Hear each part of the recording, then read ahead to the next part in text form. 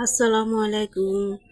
আপনারা কেমন আছেন? আমি আপনাদের মাঝে নতুন একটি রেসিপি নিয়ে এসেছি। তো আপনারা দেখতে পাচ্ছেন, এটা ডিমের কুসুম দিয়ে মটরশুঁটি কী করে রান্না করো সেটাই আপনাদের মাঝে আজকে শেয়ার করে দেখাবো। যে চলেন দেখাই কী করে রান্না করব। আর এভাবে রান্নাটা করে খেয়ে দেখবেন কত টেস্ট আর কত ভালো লাগে। আর আমার ভিডিওটি যদি আপনাদের কাছে ভালো লাগে, শুরু থেকে শেষ পর্যন্ত দেখবেন আর কমেন্ট করবেন। আল্লাহ হাফিজ। পেঁয়াজটা আমি ভাজার জন্য দিয়ে দিয়েছি। তেল আর পেঁয়াজ একসাথে ভেজে নেব, ভেজে একটু লাল লাল করে নেব।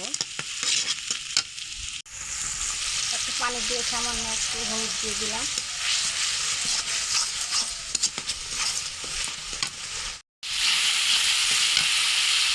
এক চামচের মতো ধনিয়ার গুঁড়া দেবো, গরম মশলা গুঁড়ো দেবো এক চামচ, তেজপাতা দেবো একটা, জিরা গুঁড়ো দেবো এক চামচ, তার সাথে কাঁচামরিচ দেবো। কাঁচামরিচ দিয়ে একটু নাড়াচাড়া দিয়ে নেবো ভালোভাবে, দিয়ে লবণ দেবো।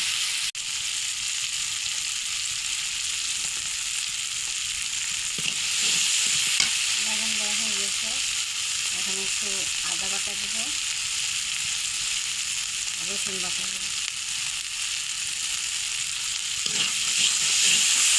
ভালো করে একটু নাড়াচাড়া করে একটু ভেজে নেব।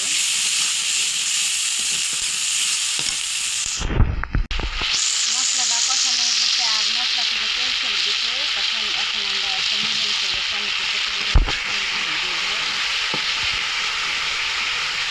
টমেটো দিয়ে ভালোভাবে নাড়াচাড়া দিয়ে নেব।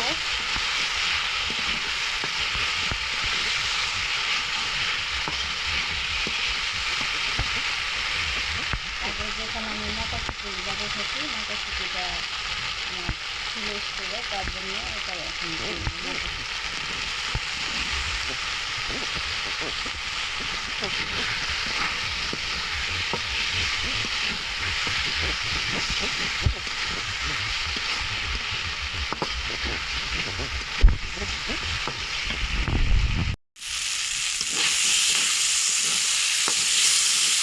মটরশুঁটিটা কষানো হয়ে গেছে আর মশলাটা কষানো হয়ে গেছে।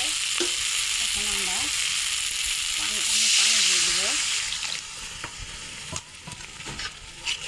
পানি দিয়ে সিদ্ধ করে নিচ্ছি, সিদ্ধ করা হয়ে যাবে। এখন এই যে এখানে ডিমের কুসুমগুলা আমি রেখেছি, এই ডিমের কুসুমটা এখন দিয়ে দেবো, দিয়ে ঢাকা দিয়ে দিব।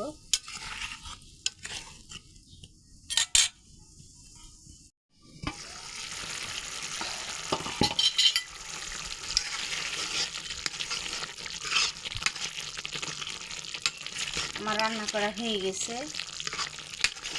এখন পরিবেশন করে দেখাবো।